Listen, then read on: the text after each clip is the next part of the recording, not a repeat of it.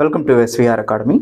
AP హైకోర్టుకు prepare అయ్యేటప్పుడు చాలా ఫీల్డ్స్ నుంచి చాలామంది అభ్యర్థులు ఈ ఏపీ హైకోర్టుని ప్రిపేర్ అవుతూ ఉంటారు. ముఖ్యంగా అలా ప్రిపేర్ అయ్యేటప్పుడు దీనికంటూ ఒక యునిక్ ప్రిపరేషన్ స్ట్రాటజీ అనేది అవసరం అన్నమాట. దానికి తగ్గట్టుగానే కోర్స్ని డిజైన్ చేయడం జరిగింది. మీరు కూడా అలానే ప్రిపేర్ అవ్వాలి. అయితే ఎక్కువ మంది అభ్యర్థులు చేసేటువంటి మిస్టేక్స్ ఏంటి అనేది చూద్దాం. మొత్తానికి ఏపీ హైకోర్టు జాబ్స్ ప్రిపేర్ అయ్యేటప్పుడు అది డిస్ట్రిక్ట్ కోర్ట్స్ అయి ఉండొచ్చు, ఫ్యూచర్ రాబోయే ఏపీ హైకోర్టు అయి ఉండొచ్చు, ఏదైనా కానీ అభ్యర్థులు ఎలాంటి జాగ్రత్తలు తీసుకోవాలి? మేము అబ్జర్వ్ చేసినటువంటి మోస్ట్ ఇంపార్టెంట్ పాయింట్స్లో గ్రూప్ 1 గ్రూప్ 2 స్టూడెంట్స్ ఉంటున్నారు. మనందరికీ తెలుసు గ్రూప్ 1 కానీ గ్రూప్ 2 కానీ అదర్ స్టూడెంట్స్ కూడా దీనికి రాస్తుంటారు. ఎవరైనా తప్పులేదు, రాసుకోవచ్చు. అయితే గ్రూప్ 2 స్టూడెంట్స్ కానీ లేదా డిఎస్సి స్టూడెంట్స్ కానీ వీళ్ళందరూ రాస్తూ ఉంటారు. రాసేటప్పుడు గ్రూప్ 1 గ్రూప్ 2 ఎస్పెషల్లీ మాకు అందినటువంటి క్వరీస్ని బేస్ చేసుకొని జనరల్ స్టడీస్ని వీళ్ళు ఆల్రెడీ ప్రిపేర్ అయ్యి ఉంటారండి. ఈ జనరల్ స్టడీస్ని ప్రిపేర్ అయ్యేటప్పుడు ఒక ఇంపార్టెంట్ ఫార్ములా ఉంది. ఏంటంటే, ఒకటి కరెంట్ అఫైర్స్ బ్యాక్వర్డ్ లింకేజ్ని ప్రిపేర్ అవ్వాలి. ఏది జనరల్ స్టడీస్ ప్రిపేర్ అయ్యేటప్పుడు చెప్తున్నాను నేను. రెండోది, ఏదైనా ఒక కాన్సెప్ట్ని మనం ఒక సబ్జెక్ట్ నుంచి చాలా వైడ్ రేంజ్లో చదవాలి.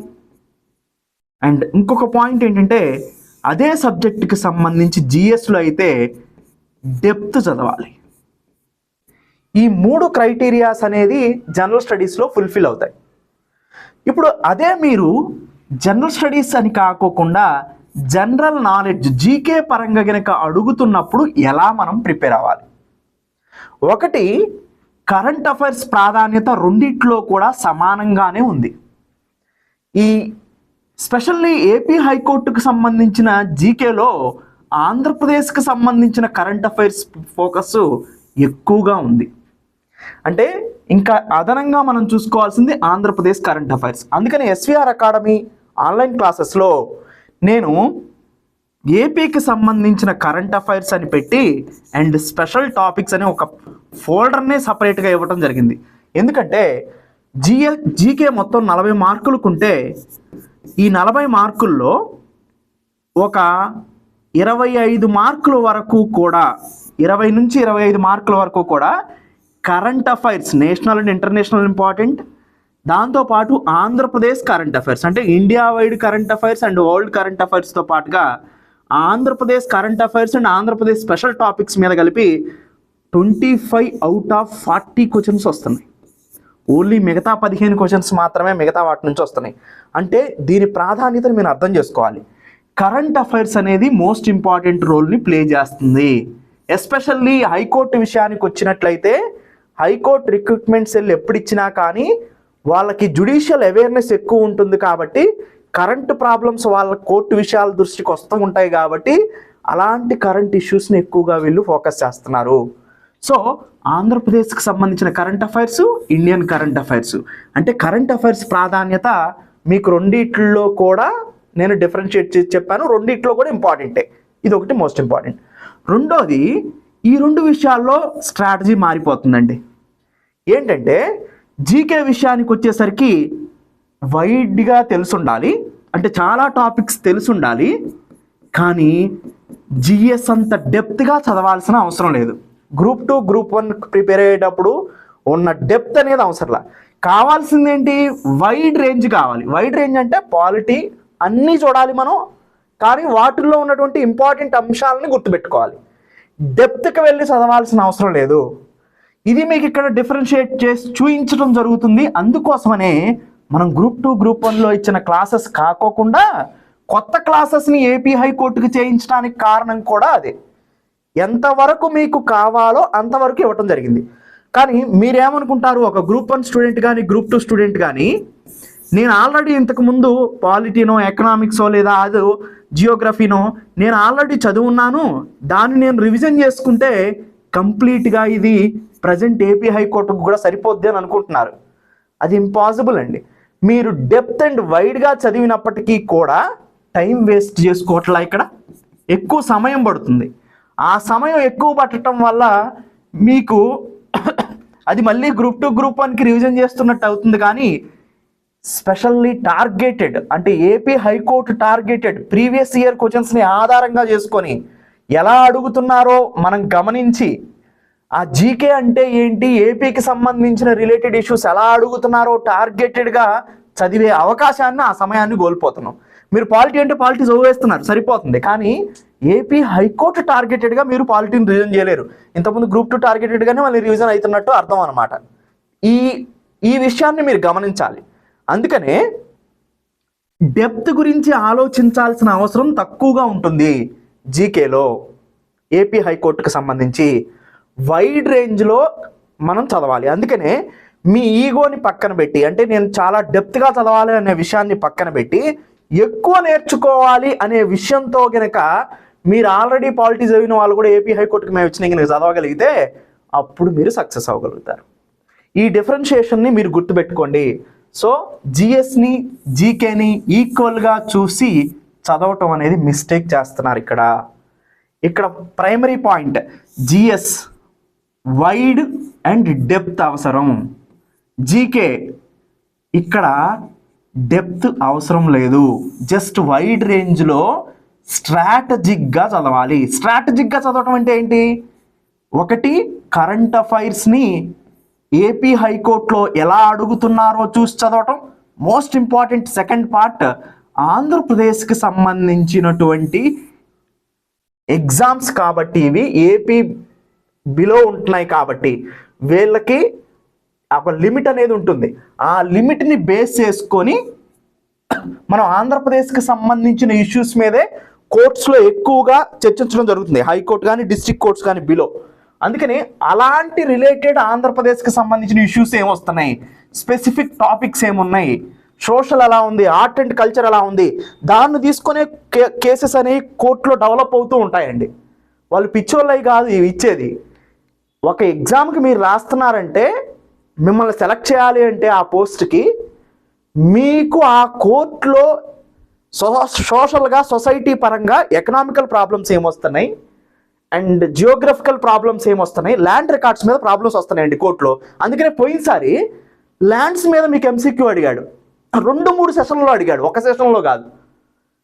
ల్యాండ్ సెటిల్మెంట్ యాక్ట్స్ గురించి అడిగాడు. ఎందుకు అడిగాడు?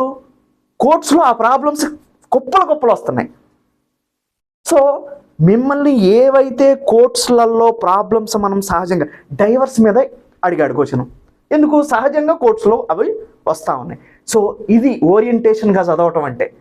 అందుకని ఆంధ్రప్రదేశ్ స్పెసిఫిక్ రిలేటెడ్గా కరెంట్ అఫైర్స్ని కానీ ఏపీ రిలేటెడ్ టాపిక్స్ కానీ మనం చదవాల్సింది. ఎలా చదవాలి అనేది కూడా ఎస్వీఆర్ అకాడమీలో ఒక ప్రత్యేకంగా ఫోల్డర్ పెట్టి మరీ మీకు ప్రొవైడ్ చేయడం జరుగుతుంది. సో ఫస్ట్ పాయింట్ మీకు అర్థమైంది. జనరల్ స్టడీస్ని జనరల్ నాలెడ్జ్తో ఈక్వల్గా పెట్టి చదువుకోవటం వల్ల టైం వేస్ట్ అవుతుంది అండ్ డిజైడ్గా మీరు ఆబ్జెక్ట్ని రిసీవ్ చేసుకోలేరు అండ్ టార్గెట్ చేయలేరు. అదొకటి. నెక్స్ట్ సెకండ్ పాయింట్ అండి, ఇంగ్లీష్ విషయానికి వస్తే ఇంగ్లీష్ మీడియం అభ్యర్థులు ఏమనుకుంటారు, నాకు ఇంగ్లీష్ బాగా వచ్చు కాబట్టి దీన్ని చదవాల్సిన అవసరం లేదు, దీని మీద కాన్సన్ట్రేషన్ చేస్తా జీకే మీద అనుకుంటాడు. కానీ ఇక్కడ ప్రాబ్లం ఏంటంటే, ఒక్కటి మీరు గమనించాలండి, ఎవరైనా కానీ యూనివర్సల్గా నేను చెప్పేది ఏంటంటే, మీకున్న సమయాన్ని జీకే కన్నా కూడా ఇంగ్లీష్ మీదే ఎక్కువ స్పెండ్ చేయాలి. 60% టైము ఇంగ్లీష్ మీద స్పెండ్ చేయాలి మీకున్న టైము, 40% టైం జీకే మీద స్పెండ్ చేయాలి. దానికి గల కారణం ఏంటి? ఇంగ్లీష్ ఒక్క సబ్జెక్టే మీకు 40 మార్కులు, దీంట్లో ఉన్న 10 సబ్జెక్టులు కలిపి 40 మార్కులు. దీంట్లో 10 సబ్జెక్టులు చదివితే కానీ మీకు 40 మార్కులు రాదు. కానీ ఇంగ్లీష్ని మీరు జాగ్రత్తగా గనక క్రాక్ చేయగలిగితే, అందుకని ఎస్వీఆర్ అకాడమీలో ఈ తప్పు మీరు చేయకూడదనే 30+ ఇయర్స్ ఎక్స్పీరియన్స్ ఉన్న యాదగిరి సార్తో తెలుగు మీడియం వాళ్ళకు కూడా చాలా ఈజీగా అర్థమయ్యేలాగా ఎగ్జాంపుల్స్ తీసుకొని ఎక్స్ప్లెయిన్ చేసే విధంగా ఇచ్చాం.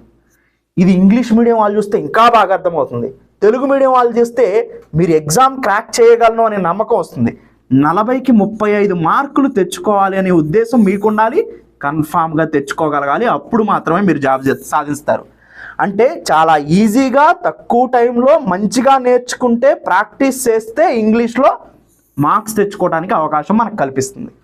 అండ్ ఇంగ్లీష్ మనకు తెలుసు, అసలు క్లియర్గా ఉంది, ఫిల్ ఇన్ ద బ్లాంక్స్ నుంచి ఇంత వస్తాయి, అండ్ ప్యాసేజెస్ నుంచి రీడింగ్ కాంప్రహెన్షన్ నుంచి ఎక్కువ మార్క్స్ వస్తున్నాయి, 10 మార్కులు వస్తున్నాయి రీడింగ్ కాంప్రహెన్షన్ నుంచి. అండ్ సినానమ్స్ యాంటానమ్స్ నుంచి వస్తున్నాయి 5 మార్కులు. అంటే మనకి డిజైడ్గా తెలుసు, ఎలా వస్తాయో కూడా తెలుసు. ప్రీవియస్ ఇయర్ పేపర్ని మనం చూసుకొని ఎక్కువ ఎంసీక్యూస్ని కనుక ప్రాక్టీస్ చేయగలిగితే ఇంగ్లీష్లో తక్కువ టైంలో ఎక్కువ మార్క్స్ని మీరు చేయొచ్చు. కానీ మీరు చేయాల్సింది ఏంటో తెలుసా, నేను ఇచ్చిన దాని ప్రకారం మీకు చూస్తే ఎస్విఆర్ అకాడమీ వీడియో క్లాసెస్ని కంప్లీట్గా 1 వీడియో బై 1 వీడియో చూడాలి. రెండోది, సారు మధ్య మధ్యలో మీకు ఏదైతే గైడెన్స్ ఇచ్చారో దాన్ని ఫాలో అవ్వాలి. 3, మీ అంతటా మీరు కూడా, మేము ఎంతవరకు అండి 95% మేము ఇవ్వగలుగుతాం, ఒక 5% మీ ప్రయత్నం కూడా ఉండాలి కదా. ఎక్కడ ఇంగ్లీష్కి సంబంధించిన మెటీరియల్ మీకు కనిపించినప్పటికీ మేము ఇచ్చింది ఓకే, 95% మేము క్యారీ చేస్తాం. మీకు కూడా ఆ ఎంతూసియాజం ఉండాలి. మీరు కూడా ఓన్గా తీసుకోవాలి, ఒకటి ఏదైనా న్యూస్ పేపర్ నుంచి దాన్ని సాల్వ్ చేయడానికి ప్రయత్నం కొనసాగించాలి. సో అలా మీరు నిత్యం సాధన చేస్తూ ఉండాలన్నమాట. సో అలా కనుక చేయగలిగితే ఇంగ్లీష్లో మీరు ఎక్కువ మార్క్స్ సంపాదిస్తారు. ఓకే, సో అంటే ఇక్కడ మీకున్న సమయంలో 60% ఇంగ్లీష్కి కేటాయించాలి. కనీసం మీరు 35 మార్కులు ప్లస్ సంపాదించాలి. జీకేలో 30-35 ప్లస్ సంపాదించాలి, 30 ప్లస్ ఈజీగా సంపాదించాలి. అప్పుడు మీకు ఒక గ్యారంటీ ఉంటుందన్నమాట.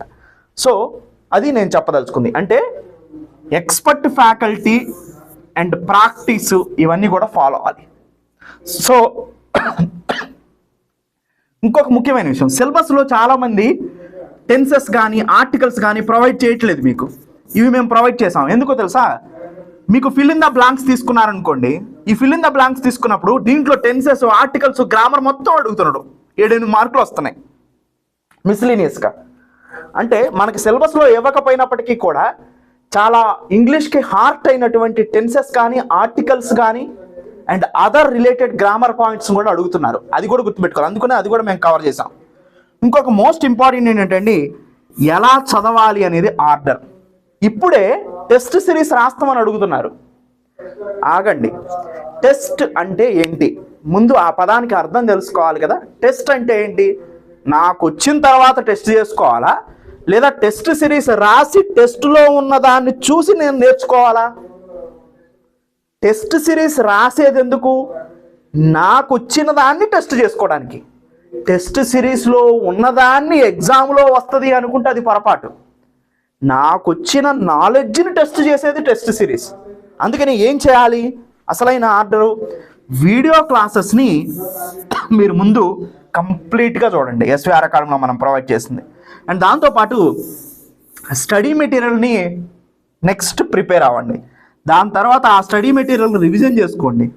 రివిజన్ చేసిన తర్వాత అప్పుడు మేము ఒక 10 గ్రాంట్, 10 కాకపోతే ఇంకొక 5 వేసుకోండి, 10-15. సో టెస్ట్ సిరీస్ యొక్క ప్రాముఖ్యత గుర్తుపెట్టుకోండి. టెస్ట్ అంటేనే మీనింగ్ నా నాలెడ్జ్ సంపాదించిన తర్వాత దాన్ని టెస్ట్ చేసుకోవాలి. అంతేగాని మీరు అందరూ చేసేది ఏంటి? ఇప్పుడు టెస్ట్ సిరీస్ ఇవ్వండి, దాంట్లో ఉన్న క్వశ్చన్స్ నేను టిక్ పెట్టుకుంటాను, ఇది ఎగ్జామ్లో వస్తుందో లేదో చెక్ చేసుకుంటాను. ఇది కాదు టెస్ట్ సిరీస్ అంటే. టెస్ట్ సిరీస్ నుంచి నువ్వు నేర్చుకునేది ఎప్పుడు? ఫైనల్లో. అది మరి నువ్వు చేయాల్సిందని టెస్ట్ అనే పదానికి అర్థమే అక్కడ ఉంది కదా. నిన్ను నువ్వు టెస్ట్ చేసుకోవాలి, నీకు వచ్చిన దాన్ని టెస్ట్ చేసుకోవాలి. అంటే వీడియో క్లాసెస్ చూసి, అదే మేము ఎస్విఆర్ అకాడమీలో ఇంకొక మీకు పాజిటివ్ ఏంటంటే వీడియో క్లాసెస్సే ఈజీగా మీరు రివిజన్ చేసుకోవడం కోసం స్టడీ మెటీరియల్ సేమ్ వీడియో క్లాసెస్లో ఏదైతే పీపీటీ ఉంటుందో దాన్నే మీకు పీడిఎఫ్గా ప్రొవైడ్ చేసాం. అంటే వీడియో క్లాసెస్ చూసిన తర్వాత మళ్ళీ టైం వేస్ట్ చేసుకోకుండా రివిజన్ చేసుకోవడానికి చాలా ఈజీగా ఉండేలాగా స్టడీ మెటీరియల్ ప్రొవైడ్ చేసాం. అలా చదివిన తర్వాత టెస్ట్ రాసుకోవాలి. అప్పుడు మీకు ఒక పాజిటివ్ ఉంటుంది.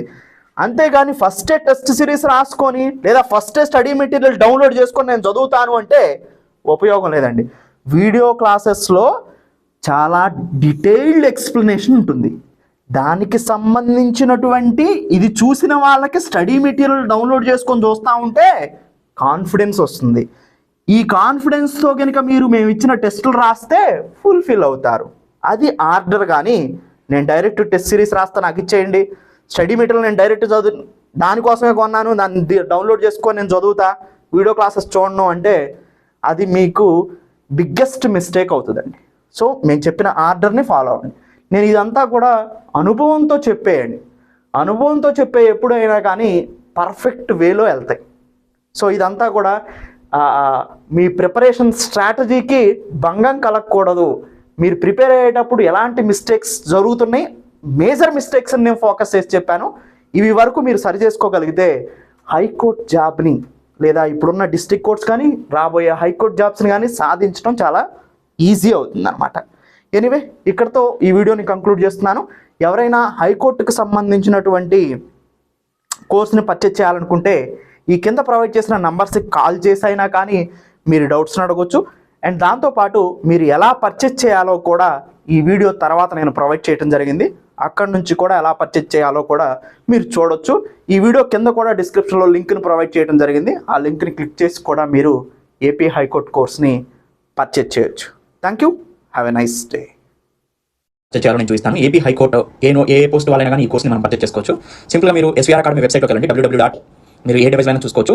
SVRacademy.in క్లిక్ చేస్తే మీకు SVR academy best online coaching for APPSC TSPSC ఇలా వస్తుంది. So SVR academy best online coaching వస్తుంది. దాన్ని క్లిక్ చేయండి. ఇట్లా మీకు వెబ్సైట్ ఓపెన్ అవుతుందండి. ఓపెన్ అయిన తర్వాత లాగిన్ రిజిస్టర్ అని ఉంటుంది. ఎవరైతే ఆల్రెడీ ఎగ్జిస్టింగ్ ఇంతకు ముందు రిజిస్టర్ అయ్యారో వాళ్ళ లాగిన్ బటన్ క్లిక్ చేసి అక్కడ నుంచి ఏపీ హైకోర్టుని పర్చేజ్ చేసుకోవచ్చు. లేదా కొత్తగా కనుక మీరు రిజిస్టర్ అవుతుంటే రిజిస్టర్ బటన్ క్లిక్ చేయండి. ఇక్కడ మీకు మీ నేమ్ అడుగుతుంది. మీ నేమ్ని ఎంటర్ చేయండి. అండ్ మీ ఈమెయిల్ ఐడి అడుగుతుంది. మీ ఈమెయిల్ ఐడిని ఎంటర్ చేయండి. మీ మొబైల్ నెంబర్ అడుగుతుంది. మీ మొబైల్ నెంబర్ని ఎంటర్ చేయండి. మీ పాస్వర్డ్ అడుగుతుంది. మీరు ఒక పాస్వర్డ్ పెట్టుకోండి. ఏ కోర్స్ సెలెక్ట్ చేయాలో అడుగుతుంది. ఏపీ హైకోర్టు కోర్స్ సెలెక్ట్ చేస్తారు. సబ్మిట్ బటన్ క్లిక్ చేస్తారు.